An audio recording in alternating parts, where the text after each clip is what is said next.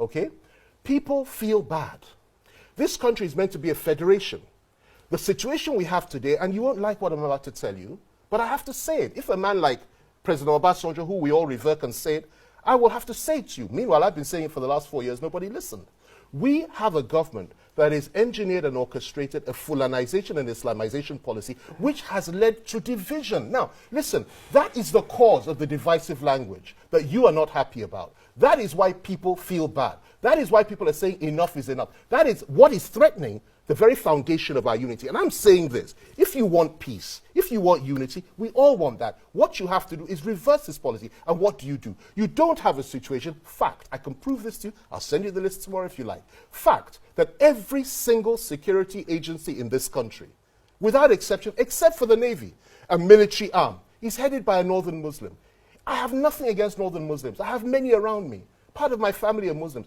And I love Northerners. I live in the North. But it's never happened before. And what signal and message are you sending? A situation whereby the executive is headed by a Northern Muslim. The judiciary is headed by a Northern one, the CJ. The National Assembly, the Senate President, is headed by a the Senate President, a Northern Muslim. It ordinarily shouldn't matter. Do you understand me? That, it really shouldn't matter. But we are living in a multiracial, multicultural, multi-religious country where you must factor these things in everything that you do. I worked in the villa for many, many years. And I know what governments before the one I served, Obasanjo's government, and the one that came after that, Jonathan and Yar'Adua, the efforts they made to balance things. You go to the presidential villa today. Again, I can prove this to you, my dear daughter Osasu. 90% of the people that are working there, 90% are Hausa-speaking Northern Muslims. Let me tell you this, all right? Sometimes we have to live with the ugly facts, all right? Sometimes we have to accept that. And then you now consider that and now look at how people will react to that. Now, it wouldn't matter if it was left at that. But where you have a situation where on top of all that, you have Fulani herdsmen claiming land, killing people for their land, burning churches, burning pastors, and so on and so forth, and even killing people in the Northwest itself, which is unacceptable. And thank God we have dynamic governors like the governor of Zamfara State who is doing something about it now. You have this going on all over the country. And you have a particular ethnic group, I won't mention their name again, you're uncomfortable with it. Okay, I can see that. It's your opinion. No, it's your opinion. I'm not uncomfortable. I just want us to state facts at all times. And this is precisely, Osasu, you will not accuse me of not doing it. That is precisely what I'm doing now. And that's why they hardly ever respond to me, because I don't just talk lightly. And I've been saying this thing for years, and I knew it would happen before it happened. And I kept saying, so nobody, now they go, you were right. Now, what do we do about it? You don't, because the solution is the important thing. You don't start locking up people like Suri for saying that he wants to do a demonstration, and he says he wants a revolution. Now, he is not serious. You and I, he was speaking metaphorically.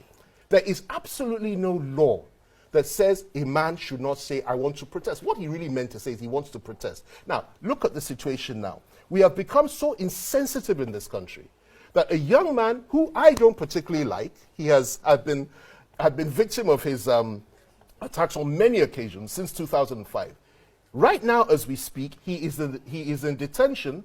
He will be there for the next 45 days. They're likely to renew that to another 45 days after that, and then they'll probably charge him to treason. Do you know the impact and the effect that will have on him, psychologically, his family, his loved ones, and his dependents?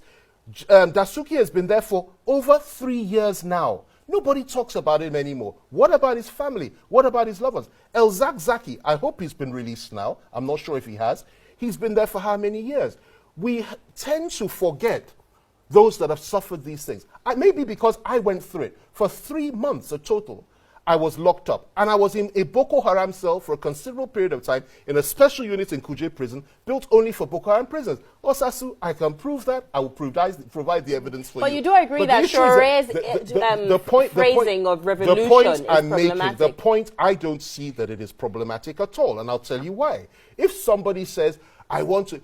Okay, if I sing to you, as I'd love to do this morning, I say, oh, revolution now, can you then say I'm committing treason? But the reality is that his terms and some of the demands, if not met, could pose further crisis and problems. So the issue of fuel prices was one of the demands. Let me tell you what which you is do. unrealistic. Let me tell you what is sensible. We did it when we were in government. Many people spoke like that. We responded verbally. We don't lock people up for saying, I will protest, I'm going on a revolution, and so on and so forth. And then you say you want to charge them as treason. It's like carrying a hammer to kill, hit every nail with a hammer. You don't do that. I'm only calling for restraint. And I'm calling for sensible governance. Tolerate the opposition. You don't hammer people into the ground. The real terrorists are wandering around killing people. Sowore has never carried arms. Sowore has never said he wants to kill anybody. Sowore, as far as I'm aware, Sowore has never said he wants insurrection. Sowore has never said that he wants to topple this government through military means. Sowore has simply said, people come out and demonstrate, I'm tired of it. And he was part of them before anyway. He was one of those that supported Buhari in 2015. He changed his mind. When this was done to Jonathan, all of them came out. Buhari came out, Tinubu came out, Sowore came out. You even were in the party at the point I was there for 9 miserable months, and honestly speaking, I left because I now knew that I'd gone to the wrong place, and I fought them ever since, and I will continue to fight them. So the issue is this: why the division? Why the double standard? And that's what we're concerned about. We love this country. We want peace. We don't want anything that's outside the democratic process, and we want to be guided by the rule of law and by the Constitution. Nobody's plotting to topple this government. It doesn't make sense. I would much rather we wait till 2023 and the APC is voted out of power. And that's why it's important for us to keep on emphasizing the division and the strife that they have caused, not by just their words, because they said many things that are unacceptable, but also by their actions. And I'll just end this part by saying this. Our vice president went to America. Verifiable, I'll provide the evidence. And he told the vice presidents of America that the problem of Fulani herdsmen was exaggerated. Meanwhile, people are being killed every day. And he came back and members of his own church were abducted. This is why I'm saying they have lost sight with reality.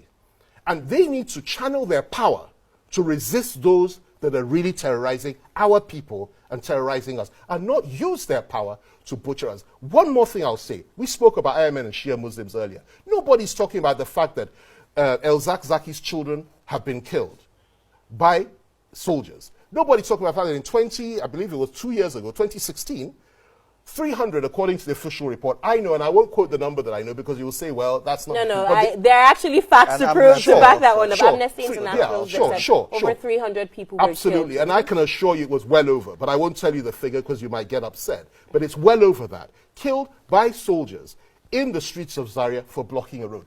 This is abuse of power. Nobody has been convicted for that. Nobody has even been challenged for it. And then finally you have a situation where our brave policemen, and I have to say this, because it's not all policemen that are bad.